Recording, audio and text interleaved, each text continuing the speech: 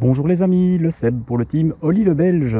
Eh bien, je vous retrouve en compagnie de ces deux roadsters de la marque BMW, marque bavaroise.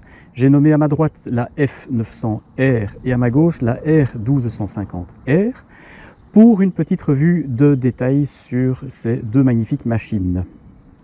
Donc, nous allons commencer par la grande nouveauté de l'année 2020, la F900R. La F900R dispose d'un moteur bicylindre parallèle de 900 cm3. Ce moteur développe 105 chevaux et un couple de 92 Nm, dont la majeure partie, environ 80-85% de cette valeur, est disponible déjà dès les plus bas régimes. Pour transmettre sa puissance à la roue arrière, eh bien, on peut s'appuyer sur une boîte de vitesse à 6 rapports, embrayage anti-dribble, et une transmission finale par chaîne. Donc on déroge un petit peu à la règle chez BMW, puisque nous avons une chaîne et non plus un cardan. Cet embrayage, justement, au niveau de son comportement et cette boîte de vitesse, eh bien honnêtement, cette petite poignée là à gauche, je l'ai trouvée vachement agréable. Elle est souple. Les rapports de la boîte de vitesse s'engagent vraiment comme dans du beurre, sans à-coups, sans accrocher. Vraiment un très très beau travail qui a été fait sur cette boîte de vitesse. Elle est accompagnée, elle est secondée d'un quick shifter. On voit le petit boîtier ici sur la biellette du sélecteur de vitesse, qui lui aussi fait un travail remarquable. Donc ce shifter permet de passer les rapports à la volée, vous le savez tous, tant à la montée qu'à la descente, puisqu'il s'agit de la version Pro. Et il est vraiment réglé d'une façon exemplaire parce que le fonctionnement se veut relativement doux. Je dis bien relativement parce que quelquefois, à certains régimes moteurs et certains angles d'ouverture de la poignée de gaz, peut provoquer un léger à-coup à la coupure des gaz ou au petit coup de gaz au rétrogradage. Le moteur de 900 cm3 délivre sa puissance de façon assez, je ne dirais pas linéaire, mais assez souple néanmoins. On n'est jamais pris en traître par ce moteur. Donc c'est-à-dire qu'à partir de 3000 tours jusqu'à la zone rouge, au-delà de 8500 tours, presque 9000, eh bien on peut vraiment disposer d'une belle allonge pour ce bicylindre. Franchement, son comportement, loin d'être électrique, comme on a pu le constater sur d'autres machines, ce moteur nous gratifie de bonnes sensations, mais sans nous pendre en traître. Donc on peut vraiment profiter pleinement du comportement de ce moteur pour remettre les gaz, pour ralentir, d'autant plus qu'on a un système intelligent de la gestion du frein moteur sur cette machine. Alors, tout ceci mécaniquement est bel et bien, mais si on n'a pas une partie cycle à la hauteur, on ne s'en sort pas. Et c'est là justement aussi que les ingénieurs chez BMW ont fait du travail remarquable. On a un cadre avec une bonne rigidité, un cadre poutre que l'on aperçoit ici, cadre poutre tubulaire, comme écrit sur la fiche technique, assisté par une fourche inversée diamètre 43, mono-amortisseur à l'arrière, et encore mieux, avec le dynamique ESA, donc les réglages électroniques de suspension, qui font eux aussi un travail remarquable. Donc suivant qu'on soit seul, qu'on soit à deux ou qu'on ait des bagages avec, on peut régler la suspension de façon précise par rapport à ces situations. Et honnêtement, ça fait de cette machine une bécane qui est parfaitement équilibrée compte tenu de la situation dans laquelle on la met. Ce qui est très impressionnant aussi et qui m'a vraiment marqué à l'essai de cette machine, c'est notamment son équilibre, mais également son côté incisif, précis. Elle a une vivacité également à la mise sur l'angle qui est juste phénoménale.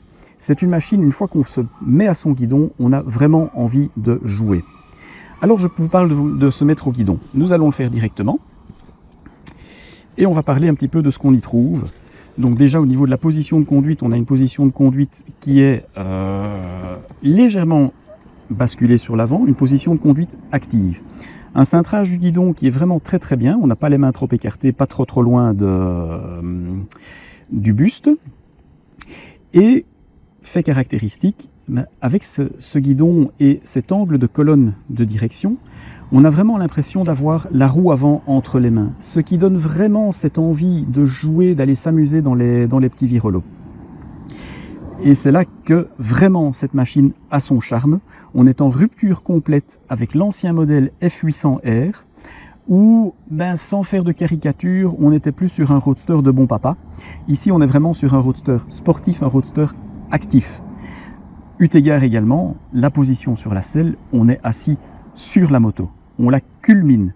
Avec la F800R d'ancienne génération, on avait plus l'impression d'être assis dans la moto. Bon. Maintenant, revenons à notre guidon, disposition des commandes. Le commodo de gauche est assez complet, puisque on trouve, grâce au pack confort, ou au pack touring, non, le pack confort, pardon, eh bien, nous avons la commande du cruise control, vachement pratique, sur le sommet du commodo gauche. Nous avons également, dans le pack éclairage, les feux de jour, le bouton des SOS, et ensuite en dessous le bouton menu, le bouton de réglage de suspension, de traction control, les clignots et le klaxon, tout en dessous. Contre le commodo et sur la poignée, nous trouvons cette petite roulette rotative qui nous permet de changer les options de menu. Alors, comment est-ce que tout ça fonctionne? Assez simplement en fait. Grâce à l'option confort, nous avons le keyless ride. Donc, le contact se met avec le bouton que l'on trouve là. Nous avons l'activation de l'écran qui se fait. Une magnifique dalle, anti-reflet, franchement magnifique. Alors en appuyant sur la touche menu vers le bas, j'ouvre donc les différentes options du menu. J'espère qu'on voit bien. Voilà, je pense que ça sera mieux. Donc, avec cette roulette, on clique gauche-droite pour faire défiler les options. Et une fois que nous sommes dans l'option souhaitée, on appuie le menu vers le bas. Et alors on a accès aux données, par exemple, du véhicule dans le cadre de ce menu Mon véhicule. Voilà un petit peu pour les réglages de menu. Il va de soi que on peut aller un peu plus loin. On a même un affichage sport qui témoigne de la volonté de BMW de donner cette identité de roadster sportif à cette moto.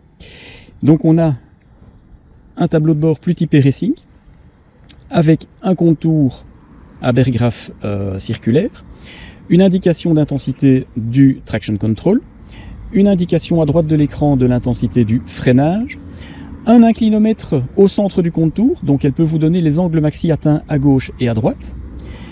Et pour ceux qui tâtent de la piste, l'écran suivant nous permet d'accéder à un lap timer.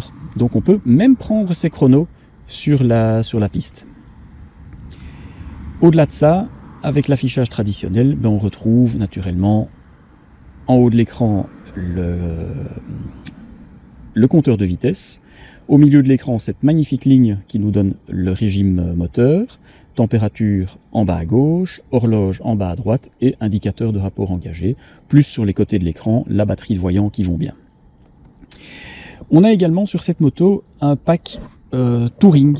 Et bien sur ce pack Touring, qu'est-ce qu'on trouve? On trouve la préparation pour le GPS et à l'arrière, on trouve les fixations pour les valises que l'on voit ici. Je reviens à mon guidon et je passe sur le commodo de droite. Le commodo de droite, eh bien, il est un petit peu plus simple. Ben oui, parce qu'on a quand même le poignet de gaz de ce côté-là, donc il faut peut-être un peu moins de fioritures. Et qu'est-ce qu'on trouve grâce au pack confort? Nous avons le bouton de poignée chauffante. Et ensuite, nous avons de quoi changer les modes de cartographie du moteur et donc de gestion du traction control et de l'ABS. Donc on a sur cette moto, on a trois modes. On a le mode dynamique qui donne une réponse moteur plus directe, plus vive, qui lissera le comportement du traction control, donc qui permettra de le faire intervenir plus tard et de faire intervenir également plus tard l'ABS. En appuyant sur le bouton mode, eh bien on a l'accès au mode pluie et également au mode road. Donc tous ces deux modes permettent de lisser un peu plus la courbe de puissance, une délivrance un petit peu plus gentille de la puissance du moteur, et également les adaptations au niveau du traction control qui devient alors un peu plus intrusif, ainsi que l'ABS. Toujours sur le commodo de droite, on trouve le bouton magique de démarrage du moteur et donc coupe-circuit. Et alors, le petit dispositif qui se trouve ici sous le rétroviseur de droite, le bouton SOS, c'est ce fameux Emergency Call qui permet, en appuyant dessus, de mettre en route toute la chaîne de secours en cas d'accident pour vous ou si vous êtes témoin d'un accident. Donc ça envoie directement l'appel de détresse avec votre positionnement GPS de façon à ce que l'ambulance et les services de secours puissent vous trouver directement. Donc voilà un petit peu pour cette revue de détail. Il y a encore une chose dont je voudrais vous parler. La contenance du réservoir est d'environ 13 litres. Et grâce à ces 13 litres et en fonction du style de conduite que l'on obtient, on peut faire pas loin de 300 km avec la moto. Pour notre part, ayant roulé principalement en duo et en phase de fin de rodage, oui, on a reçu la moto, elle avait un peu moins de 800 km et elle a maintenant 1400 km. Donc on peut estimer qu'elle est dans une tendance à consommer un petit peu plus. Tout ça devrait normalement s'affiner. Et on a fait entre 4,9 litres par 100 km jusqu'à 5,3 litres pour le moment. Bon, encore une fois, à relativiser par la suite, voir si ça ne va pas s'affiner. Au niveau des packs qui sont présents sur cette machine, donc outre le pack confort avec le keyless et les poignées chauffantes, le pack touring avec les fixations valises et la fixation GPS. On a également le pack dynamique avec cette suspension ZF, donc l'équipementier ZF, pour tout ce qui est ESA, le management électronique de la suspension. Donc on trouve la centrale ZF ici sous le côté gauche de la selle. On trouve le petit compresseur sous la selle du conducteur, à côté du mono-amortisseur. Alors ceci va se régler avec ce bouton se trouvant sur le commodo de gauche, mais ne fonctionne en général que lorsque le moteur tourne. Donc, petite démo, on a un petit écran qui s'affiche en bas de l'écran. Tout d'abord, la réactivité de la suspension, on a Road ou Dynamique. Et à droite, pour la précharge du ressort, où on peut régler, donc avec un petit casque c'est pilote, deux petits casques pilote et passager, et un petit casque plus valise, bien entendu, le pilote et des bagages. Et ce qui est assez impressionnant, c'est que quand ce compresseur se met en route pour régler la suspension, on sent vraiment la moto qui travaille en dessous de soi. Donc quand on passe de la position pilote seul à deux personnes embarquées, on sent vraiment cette moto qui remonte et qui change la hauteur d'assise de la machine, ainsi que la précharge du ressort. C'est assez impressionnant à sentir en dessous de soi. Ce qu'on trouve également et que je trouve vachement pratique, j'aime beaucoup ça, ce sont les béquilles centrales. Très pratique pour faire un ajustement de tension de chaîne, une lubrification de la chaîne, voire un nettoyage un peu complet de la machine, puisqu'on peut la poser bien droite et s'en occuper parfaitement. Toute cette machine, c'est bien, elle va bien, elle va fort, elle peut aller vite, mais il faut l'arrêter. Alors pour l'arrêter, elle peut profiter de l'appui de deux disques de frein de 320 mm de diamètre qui sont pincés par des étriers radiaux à 4 pistons. Ils sont très très efficaces. Et avec les pneus Bridgestone qui sont dessus, qui ont une vocation déjà un tant soit peu sportive, cette machine colle au parquet et malgré ça, je n'ai jamais pu la prendre en défaut et je n'ai jamais pu mettre en route l'ABS. Il faut dire que la grande majorité de notre essai s'est déroulée sur le sec. Quelques petites ondées qui nous ont fait rendre un petit peu la main. Mais voilà, au final, on est sur vraiment quelque chose de superbe avec cette machine. Passons maintenant à sa grande sœur. J'ai nommé la R1250R. Alors, au niveau des suspensions, au niveau de l'électronique et tout ce qui s'ensuit, on est sur quelque chose de globalement similaire par rapport à la 900. Ce qui change, et ça saute aux yeux, naturellement, c'est son moteur boxer bicylindre à plat de 1250 cm3. Celui-ci développe 136 chevaux et développe un petit peu plus de 120-130 Nm de couple. Je n'ai plus la donnée en tête, je suis désolé. Donc, plus de puissance, plus de couple, mais plus de poids aussi. Puisque ici, avec la 900, on est à 212 kg avec les pleins. Avec celle-ci, on est directement à près de 240. Ça fait directement plus. Mais la vocation de la machine, d'accord, elle s'appelle Roadster, mais c'est un Roadster un peu plus classieux. On n'est plus tout à fait sur un Roadster sportif, on est sur un Roadster qui nous permet de nous promener sans avoir à vraiment arsouiller. La position de conduite qu'on a dessus est déjà d'ailleurs différente aussi. Elle est un petit peu plus relaxe, eu égard à cette selle un petit peu plus moelleuse. Un peu plus haute aussi, elle est à 820 au lieu de 815 sur l'autre machine. Et la position dévolue aux passagers est un petit peu plus intéressante. Celle plus large et plus moelleuse. Au niveau de l'équipement, le moteur, le nouveau 1250 cm3, dispose de la technologie Shift Cam, donc qui est un calage variable de la distribution par rapport au régime moteur et par rapport à la rotation de la poignée de droite. Ça permet de délivrer la puissance nécessaire au bon moment. Et ça, bon, sans avoir d'à-coups dans le comportement du moteur bicylindre.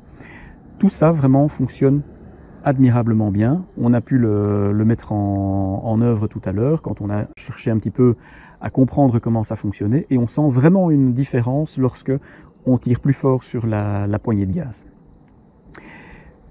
Au niveau de ces équipements, on a également sur cette machine un pack confort avec les poignées chauffantes, avec la béquille centrale. On a le pack touring, cruise control, fixation GPS et pour la circonstance, mais nous avons la possibilité d'en disposer également du GPS. Et pack touring avec les fixations pour les valises, pour la bagagerie. Les commodos, le guidon, tout ça est à peu près similaire à l'autre machine, jusqu'au tableau de bord qui est exactement le même, toujours la même dalle de chez BMW. Et on a la chance aussi d'avoir sur ce modèle l'option du petit saut de vent, qui est assez pratique parce qu'il dévie correctement l'air autour du pilote. Bon, maintenant j'ai assez discuté des machines. Je vous propose quand même d'écouter la sonorité de ces moteurs. Elle est très plaisante. Tout d'abord, je reviens sur la F900. La F900, son bicylindre nous délivre par l'intermédiaire de cet échappement avec un double conduit à la sortie du silencieux, une sonorité un peu métallique, un peu rauque, qui est vraiment, vraiment en adéquation avec sa philosophie. Donc je mets ça en route. Voilà. On entend tout de suite que ça sonne bien. Ça sonne pour pousser velu, comme on dit. Donc une sonorité vraiment typique d'un clean vertical. Quand on roule, elle est vraiment enchanteresse. Et l'échappement d'origine que nous avons sur la R1250R va laisser filtrer naturellement une sonorité qui est propre à un bicylindre à plat. Donc petite pression sur le bouton magique. Voilà. On entend directement le son de notre bicylindre à plat. Très caractéristique, il est indémodable, on le connaît, on le reconnaîtrait entre mille. Et lui aussi, il sonne particulièrement bien.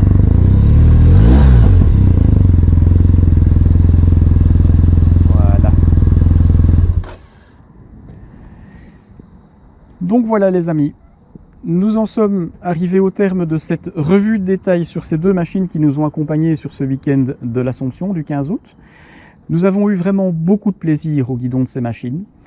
Je voudrais vraiment, au nom de toute l'équipe, remercier le staff de BMW qui nous a fait confiance et qui nous a fait l'honneur de nous prêter ces deux machines. Donc nous avons vraiment construit une très belle relation cette année-ci.